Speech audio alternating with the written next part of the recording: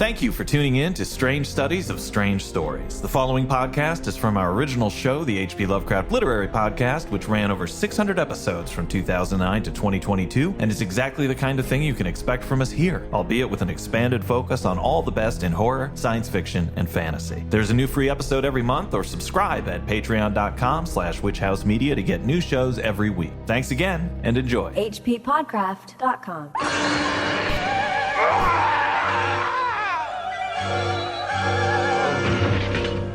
No. In those days, no one ever thought of such a peril to the existence of the human race. I was young then, but I recall the times distinctly. Scientists at their annual meetings used to discuss the probability of the termination of the triumphant progress of the human race, but that it should come about in this fashion, this terrible and at the same time ridiculous fashion, that no one ever imagined. At the present writing, it does seem that the complete extinction of all mankind will be delayed, for there must be quite a number of small communities that have found refuge in the mines and caves. And though it is long since we have had any word from them, yet in the big cities such as Paris, Berlin, and London, where there are impregnable subway systems, men and women can still hold out against the terror that ravages the open country. But how long can we last? Things ain't sounding so good for humanity in this week's story. The Day of the Dragon by Guy Endore, a contemporary of H.P. Lovecraft, and that is why we are talking about him here on the H.P. Lovecraft Literary Podcast. We are at hppodcraft.com. I'm Chad Pfeiffer. And I'm Chris Lackey. This story was recommended to us by listener Jason Thompson, artist extraordinaire. Jason described this as a ridiculous, crazy, mad science monster story. It is a crazy, crazy story, but wonderfully read by Wyatt Gray. Wyatt has some great audio recordings coming out this month from Darkwater Syndicate, specifically the anthology Shadows and Teeth Volume 2, which you will be able to find at Audible very soon.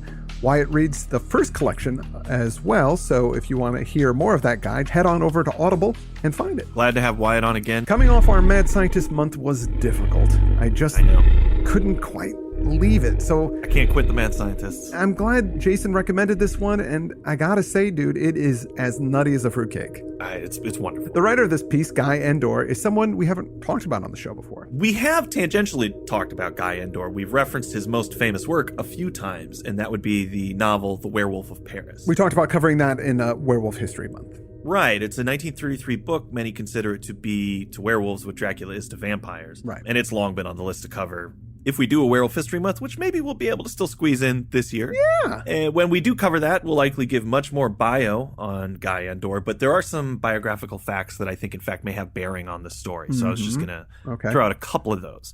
Guy was born Samuel Goldstein in 1901. He died in 1970. His childhood was pretty rough because his dad was an investor and also a zany inventor who would jump from job to job, and he had trouble providing for his family. Guy's mother, possibly because of this instability in their financial situation, committed suicide when he was only 4 years old. You know, my initial thought was that perhaps he changed his name from Samuel Goldstein to Guy Endore later as a writer because his original name maybe sounded too Jewish. A lot of people around that time would have changed their name. Yeah. But apparently the father made the name change after his wife's suicide just to get them past the tragedy of it. Oh, God. So it was a name that he had from an earlier age. Dad did finally manage to sell some inventions, enough to get the kids a boarding school education in Vienna, but that didn't last long. Soon they were back in Pittsburgh, and I think he just kind of vanished. They had to take care of themselves. Poverty dogged Guy during his college years, and according to a biography about him in The Werewolf of Paris, he paid his own way through Columbia University, doing all sorts of things to earn money, including renting his bed to a wealthier student while he slept on the floor. Wow. Which is rough, but, you know, I can understand his motivation if he needs the money, but what's the deal with the wealthier student? Yeah. Who's that guy? Why is he into that thing? He's like, I got lots of money. I could get a hotel room even, but I don't know. This guy's renting me his bed, and I just kind of enjoy watching him suffer. Puts me to sleep. Sleep on the floor like a dog. So the narrator is talking about how human civilization is coming to an end. There aren't many people left, and the ones that are alive have found refuge in underground caves and subway systems. He goes on to say how scientists never saw this end to humanity as even the slightest of possibilities. There is apparently a terror that is ravaging the open country.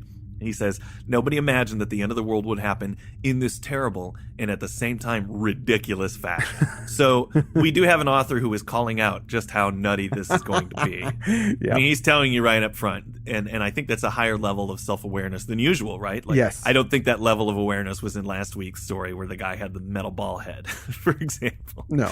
And the narrator is privy to the origins of whatever this menace is. Yes. Few people, I suppose, he writes, are more capable than I of recapitulation the whole story from its completely insane inception, of which I believe I was and remain the only living witness. Even again, he says it was completely insane. Yeah. It's nothing that scientists could have imagined, and he talks about the things that scientists did imagine as world enders, typical cataclysms. Right. Some scientists thought maybe insects would be our downfall because there's so many more insects on Earth than people. The narrator goes on to talk about ants, how as insects go, they are some of the most complex. And they cultivate plants, they keep domestic animals, they're masons, they make bridges. And then he ponders, the narrator says, well, what if the ant world organized against humans? And this is one of my favorite lines here in the whole story. What if ant scientists were to discover some glandular extract that would cause them to grow to enormous size? What? Like, this is the existential threat to humanity that scientists have already posited. They've gone, oh yeah, this could happen. Yeah. A mad ant scientist. We got to watch out for this, guys. If they can develop soldier ants, they can develop mad scientist ants. He goes on to say that bees have done something like this. But I looked it up as best I could tell, and I couldn't find anything more than the fact that bees will use hormones to control development. Yes. But that's not making giant bees the size of rats. I mean, I think he is talking about the queen bee. They pick up queen and they feed her royal jelly, and that makes her much larger than the rest of the bees. Yeah. Because they secrete it from their heads, and that's how they feed her up and get her huge. Right. But yeah, nothing the size of a rat. No. He goes on to suggest other more likely existential threats, like a comet hitting the Earth or the sun dying out. But he also says that statistics say that there are more people suffering from insanity than ever before, and that eventually, if this trend continues, we'll be overrun by the insane. That is like the perfect slippery slope argument. Just shows how stupid those arguments can be. Just because something is trending up, you go, well, it's trending up now, so it'll never stop trending up. Like, more people are moving to Toronto than ever before. Therefore, eventually everybody will move to Toronto. And the city will explode from the weight of it and destroy us all. Yeah. No. Now, here's what's interesting. This story, written in 1934, does say this. Would not, so other students asked, the increasing use of fuel disturb the balance of the atmosphere? Would not the use of oil by motor ships give rise to a scum of oil on the seas? In short, were we not about to blanket the earth and the waters and shut out the health-giving ultraviolet rays without which life is impossible? Wow. Even in 1934... it sounds like he's kind of hip to global warming. Yeah. I mean, he gets it a little wrong in the end there. The issue isn't blocking the ultraviolet rays because they're coming in just fine. It's the CO2 keeping the infrared radiation from getting back out. But I still found that interesting that this story is so full of dumb science, yet here and there, Endore will drop little clues that suggest maybe he has a better handle on it. He's making these suppositions for fun. I have a whole theory about this. We could talk about it at the end. Finally, he brings it to a conclusion by saying, whoever would have thought that our downfall would be from the return of a legendary creature. So there we go. We go back to the good old days. I'm guessing it's the early 1930s because, like you said, the story was published in 34. The narrator, he was a reporter. In upstate New York, some stonecutter opened up a rock that had an air bubble in it, and out of the bubble hopped a living toad. The rock was said to be 1 billion years old and somehow trapped the frog in suspended animation. The frog was captured and it was put on display in a local drugstore where they found it. The narrator had to cover the story, but he needed a scientist to comment on it. So he remembers his old teacher, Professor Crabshaw. He went to see him. Crabshaw's just the same as always, bent over a pile of examination papers. He says more seedy than ever, wearing the same acid-stained smock, even as his meek face bore the same old pale and drooping whiskers. So this is a sad sack scientist. He never really made it as a big-time scientist. He was always just a step away from making a big discovery and was never really ever able to find work. He was only ever able to really find work as a teacher. He once did some research and had some theory about protozoa fluid, but then someone took his research and built on it, and then they got rich. There you go. And that's the problem with being a researcher, right? Like, you work your life away just to produce basically a shoulder for others to eventually stand on. The professor told him that this billion-year-old toad thing was preposterous for a number of reasons. The narrator wants to quote him about this, but then he gets cagey and he doesn't want his good name connected with such a ridiculous story. The narrator suggests to his editor that Professor Crabshaw could write it, and he figured he'd just turn it down because he just wants to get rid of this lame toad story. But it's $200 for an article, which was too much for poor Crabshaw to turn down. As it turns out, Crabshaw has a wife who wants to be rich, and she is vocally terribly disappointed in him. So when she gets wind of this, she is all over him to write this article. The narrator, the professor, and his wife, Lizzie, have lunch together. Lizzie keeps pointing out the other professors and how they've managed to make a ton of money on Wall Street or through lobbying. Just take a look at Professor Whalson. Just because he discovered that the mob reacts like a spoiled baby, he got himself a $100,000 a year job with an advertising house. Great. That's a really good description of the basic theory behind advertising, which is that people are a bunch of spoiled babies, and if you just feed their basest instincts and show them shiny things, they're going to buy. I thought that was really clever. But also, clearly, there's something about this scene that is, I think, related to the tragedy of his childhood. Yeah. That his mother killed herself, presumably over financial things. Because I don't think this portrait of the wife is very flattering here. No, she does a pretty good job of emasculating the professor in front of his friend. So the narrator changes the subject to the article. And the professor tells him that the old toad is easily disproved and it will go on to be a really boring science story. And the narrator tells him, he's like, no, you can't do a boring article. You got to make it awesome. To which he responds, it's preposterous to suggest a toad could live 1 billion years. And then he says, that's it. That's precisely it. The more preposterous, the better. You are a scientist, and you can give the preposterous that scientific veneer that will make it acceptable. So the professor starts to argue, but his wife jumps in and tells him that he should listen to the narrator if he wants to make something of himself, and he caves. The narrator says he knows this is yellow journalism, but it's moving papers. That's what matters. The article comes out, and it says, Great Scientist Champions Billion-Year-Old Toad by Professor Paul Crabshaw, internationally famous biologist. It's got these great drawings of the toad's lifespan with pictures of dinosaurs, then glaciers, then primitive man, Egyptian civilization, Christ on a cross, Columbus, all that. And it sells papers and it gets the professor even more work. I love how it sets up that basic thing that, rags use all the time. The Inquirer, the Sun, or the Star magazine, or any of that stuff. Well, they'll take two pictures, a picture of some videotapes, and a picture of a celebrity, and they'll say sex tape. But all they did was just show you two images next to each other. Like he's proving the toad's lifespan by just showing you pictures of Egyptian civilization. I can completely say that article. Yeah. And it's also completely the History Channel. Yeah. Oh, yeah. Or any cable channel that starts out trying to be educational. It usually doesn't last long. The Hitler alien shows, they get ratings. And that's what everything flips over to. And I'm telling you that as preposterous as this story is, I think there were some really interesting things going on under the surface because we've just watched the scientist essentially get turned out. Yeah. It shows how the best way for a scientist to make money sometimes is to actually refute science. Yeah. So if somebody's got an agenda against science, the first person you want on your side is a scientist. Yeah. Boom, here it happens. And we see because he's poor, because his wife berates him, these different very human issues get him to speak out against the very thing he's dedicated himself to. I think that's really, really fascinating. Topical. To this day. Yeah.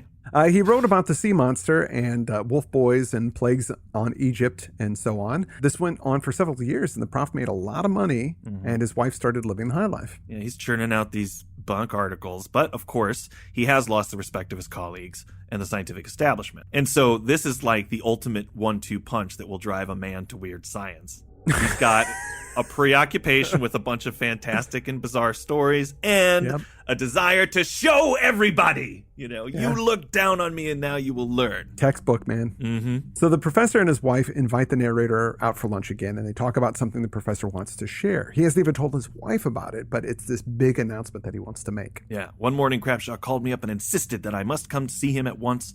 He had something quite marvelous to show me. He had been fired, well, at least asked to leave his job teaching because of his really horrible science.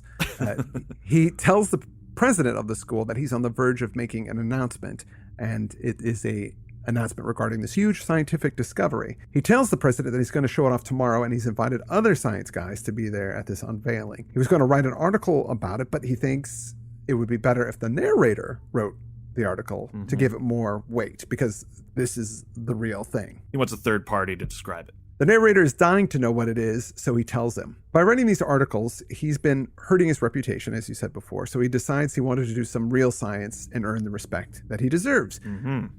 And he comes up with this: alligators' hearts are crap. They just don't work very well. They only have 2 chambers, and that causes this form of auto-intoxication. That the 2 chambers cause the unoxygenated blood to mix with the oxygenated blood, and this makes the alligator more lethargic.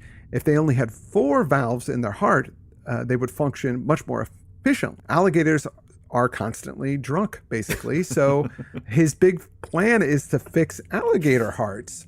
No need for them to suffer any further. Yeah, he says basically they're all like heart patients. Yeah. They're all like people who have blockages, like human beings have blockages, and all they can do is lay around all day. Which is so, I just imagine, when you speculate on the behavior of animals, you always try to think how it evolutionarily advantages them, Yeah. They lay around all day so that they can save energy for these enormous bursts of speed, etc. But I just love the one kid in the class that goes, maybe they all just don't feel good. Have you ever thought of that? Yeah.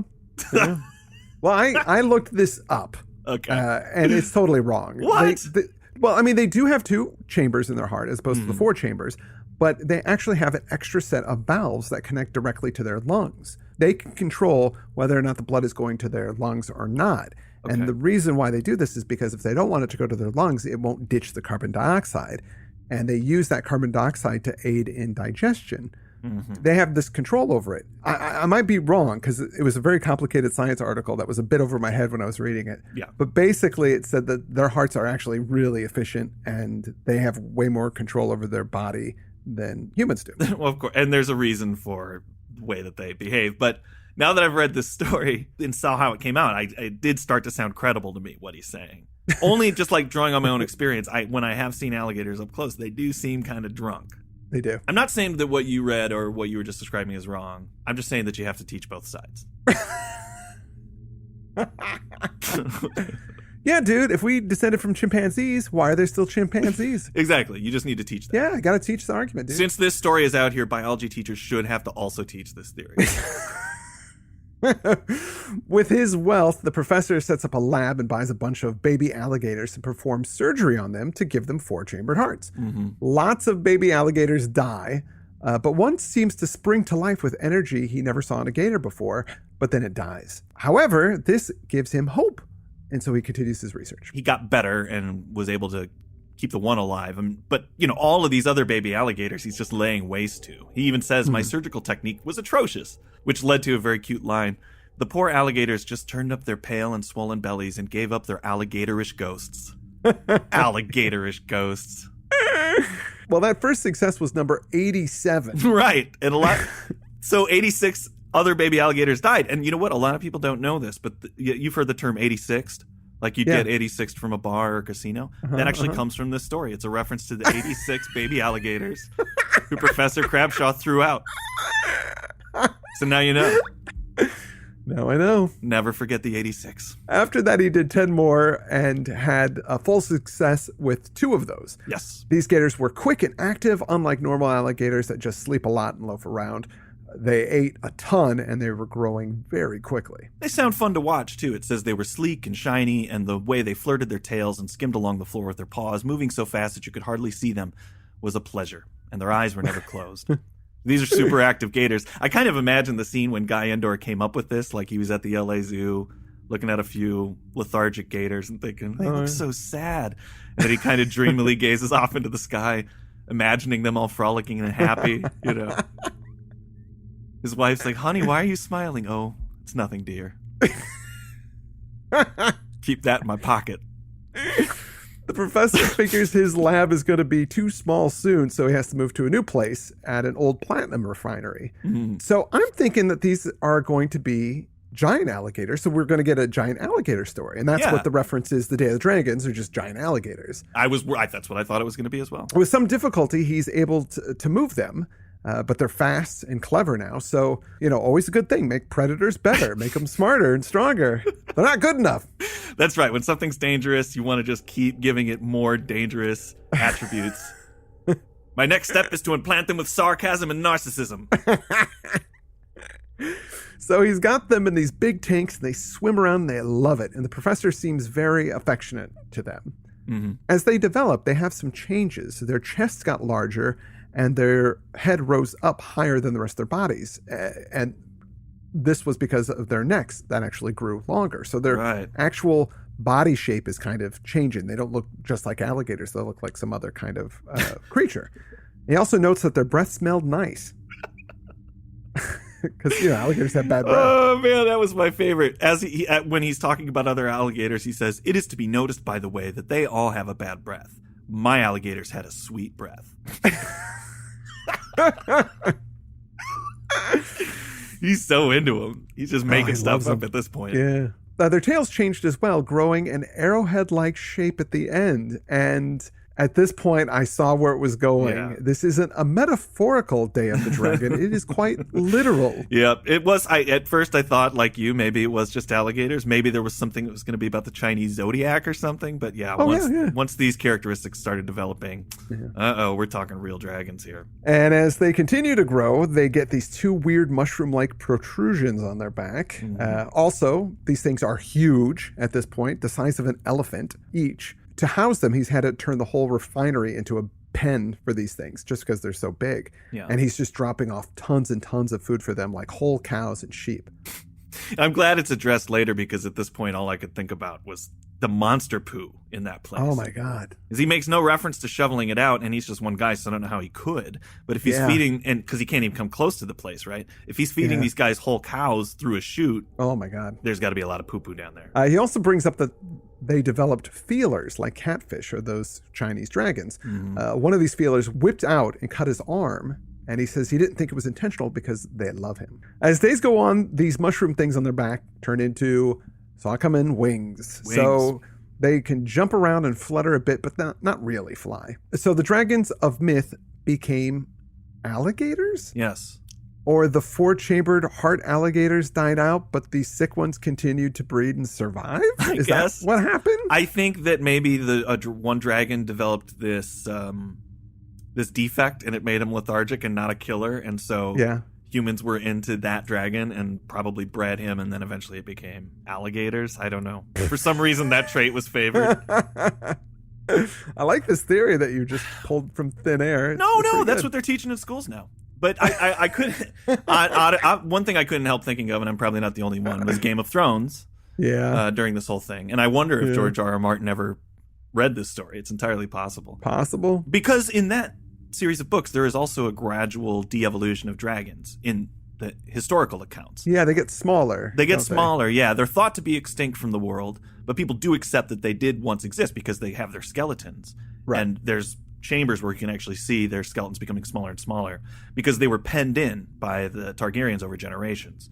Sure. And they couldn't grow if they didn't have the space to grow, and that's why they kept shrinking.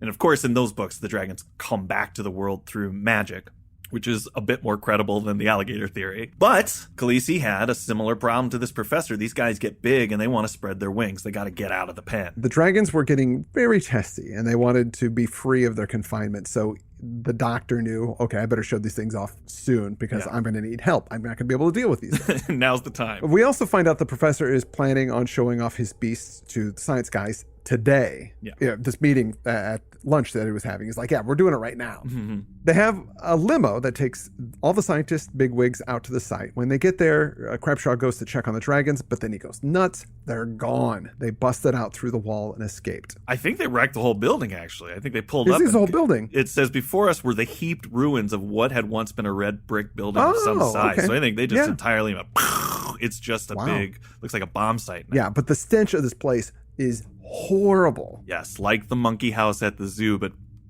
multiple times worse. So there is some accounting for poo. I'm glad to see it. So the scientist bigwigs are grossed out, don't believe the professor. I mean, the smell of poo alone is, they just want to leave. They're just like, this is horrible. You're a fraud. Screw you. And he's like, but look, there's footprints. They escaped. And nobody buys it. They're just like, we got to get away from the poo. He's like, look at all this evidence. This is way more than you guys usually get with anything else you study. There's footprints, there's droppings, there's everything, but they just want to go. The scientists demand their ride home in the limo. Yes. And it gets worse, right? Because as they're going, he's got to listen to them talking about all the other famous scientific frauds like the Cardiff Giant, which we've talked about before on the show. Mm-hmm. And the professor is just crushed that he's getting lumped in with all these frauds. Yeah, so they drop them off, but our narrator and the professor are going back to his apartment, the professor's apartment, and they hear a newspaper kid calling out the extra. And it says, "Extra, extra, read all about it. Monsters attack Atlantic City. 4 bathing beauties among missing. Many spectators at bathing beauty contests are slain, and many maimed by flying monsters." Do you have a little kid over there? Do you have a sassy little kid in a snap cap over there? That is a long headline. I think that's the opening lyric from the Newsies musical. So the article goes on to say flying birds or something swooped into a crowd of people on the beach at this Miss America pageant and took off with 4 women and injured a bunch of others. But these dragons, being good monsters, they know where the babes are. Yeah. So they go right to the Miss America pageant. That's their first stop after breaking out of the only place they've ever really known as a.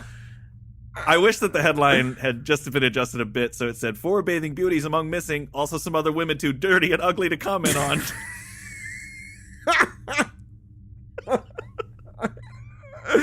Why? Yeah, out of a whole city of people. Yeah. Like they decide, "Oh, here we go. Those look like the most appetizing of all the people on the beach." 4 women were murdered, and they're still bathing beauties in the headline. So it's taking it a little lightly. Their daughters and wives. And yes, I am. Yeah. In typical mad scientist fashion, he is delighted that his creations are so amazing. Wow, they can fly and they can pick up things and they get away and nobody caught them and they're awesome. And they can approach women really easily. And the narrator points out, he's like, they killed a bunch of people. And the professor wants to get newspapers and send them to the scientists to show them that he wasn't full of crap.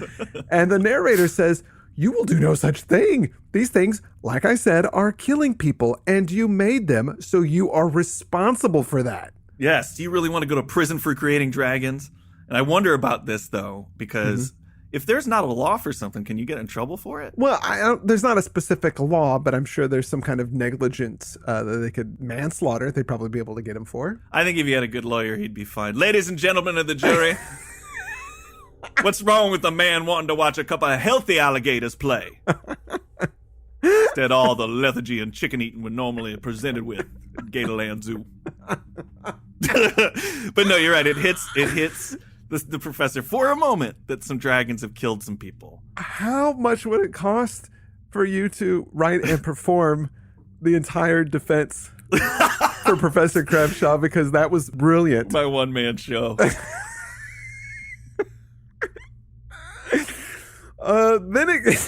It would be awesome, too, if it was like the show starts at 8, but there are instructions in the program that you have to read this whole story. So, like, the audience has to sit there quietly for half hour, 45 minutes to read this whole thing. Otherwise, they won't understand the performance. But it's just, they didn't know that was going to happen. They're all like, do we really have to read this?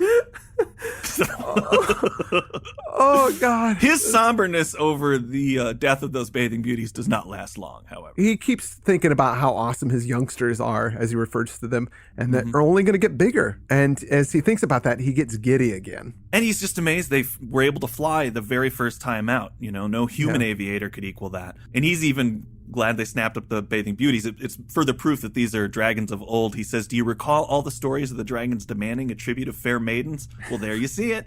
First thing they do is go after the beautiful virgins. Ha ha!" As they get to the house, the doctor realizes that the pair of dragons, of course, are male and female. Ha ha! There will be a new race of dragons. And then I think, well, how the hell is that supposed to work? They were surgically altered. Their DNA is exactly the same as it was before. That's like if you get plastic surgery to give you, a cat nose, your kids, when they're born, are just going to have normal people noses. They're not going to have cat noses. Yeah, my great-grandpa got kicked in the face by a horse, and his whole face was really mushy looking, and we didn't inherit that in my family. I shit my pants whenever I see a horse, but nothing physical has ever showed up.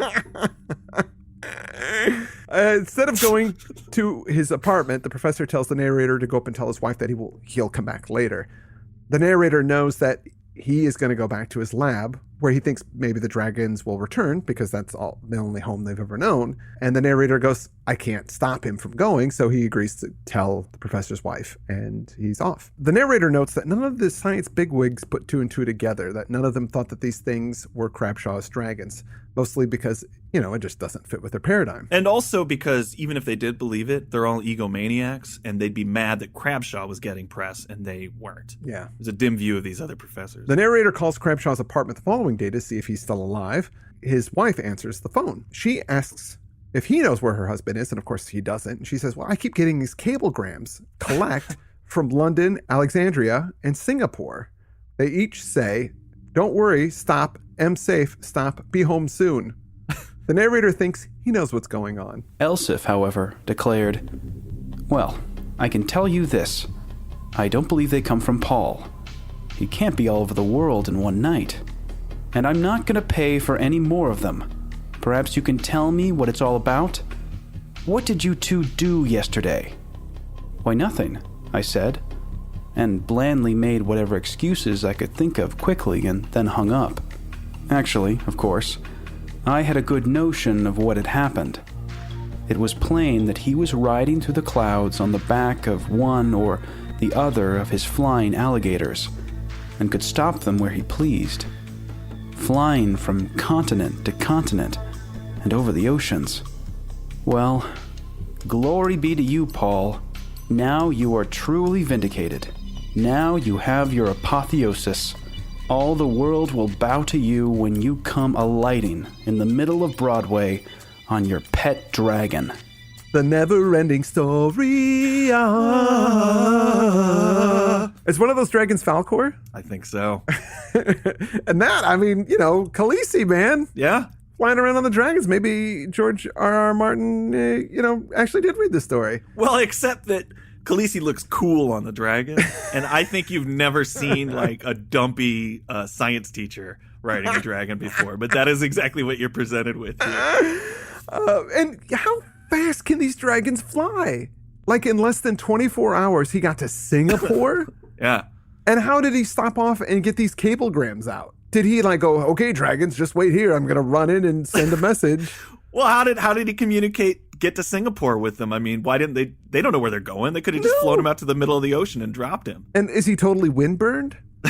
Because, to get to Singapore in 24 hours, they have to be going hundreds of miles an hour. Yeah. This is brain and a plesiosaurus level of crazy. The narrator thinks, the old guy's domesticated them. Maybe he can replace airplanes with dragons and, have them do lots of other things that machines can only do right now. Could be beneficial to mankind, yeah. Crabshaw sent a few more cablegrams from South America and Africa, but then they stopped coming. And no one to this day knows what happened to him. Yeah. The rest is history, he says. There's no other disaster like in Atlantic City. Lizzie moves on with her life. Crabshaw is forgotten. Several years go by, and then suddenly the dragons appear again. Thousands of them. Yeah. Apparently, they had just gone off to remote regions and bred. He tried to tell the authorities early on that they were alligators, but no one would listen. They had their own theories. Well, they were actually just like you, because it says in the story, no one would try my simple explanation and see if alligators could really be cured of their heart trouble and become dragons.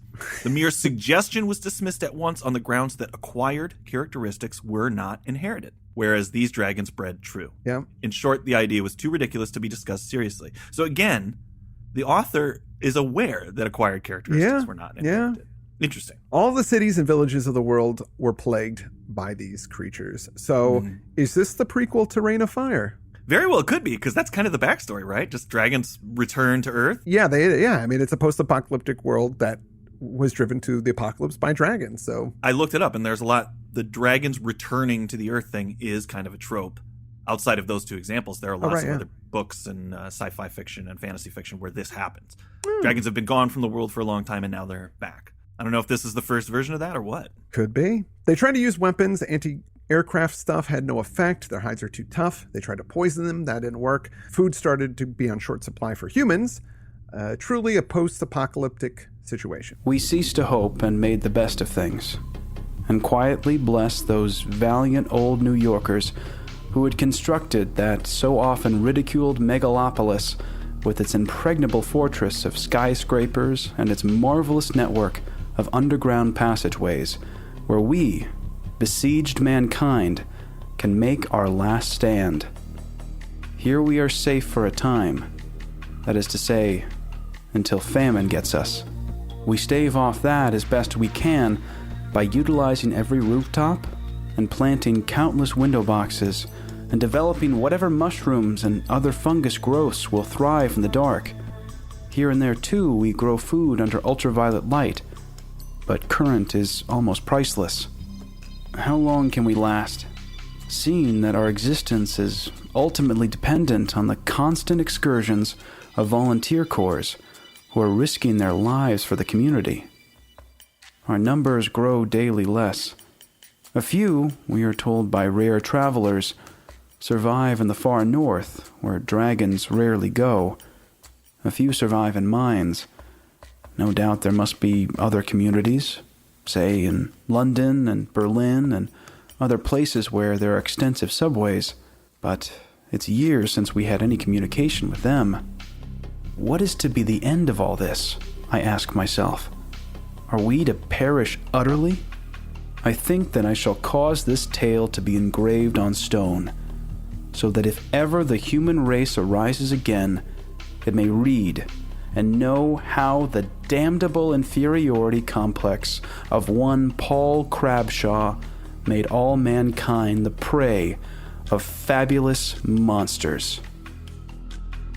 And that's the end of the story. God bless it. That is one of the more entertaining stories we've read on the show in quite some time. Yeah, that was a lot of fun. It's preposterous, but apparently self-aware. Yeah, it's got a kind of postmodern irony to it, not to sound too pretentious, but the idea that, like, clearly the author, he knows some science, yet he presents this very unscientific stuff. And we have a microcosm in that in the story where he convinces the professor to do the same thing. Yeah, yeah. So he's writing in the yellow journalistic tradition that he convinces the scientist to do. And maybe there's a deeper message in here, and maybe I'm reading too much into it, that the destruction of the world comes from this very sort of thing where we go after what's a more attractive idea, or what is a better story, or what sounds better than what's actually scientific.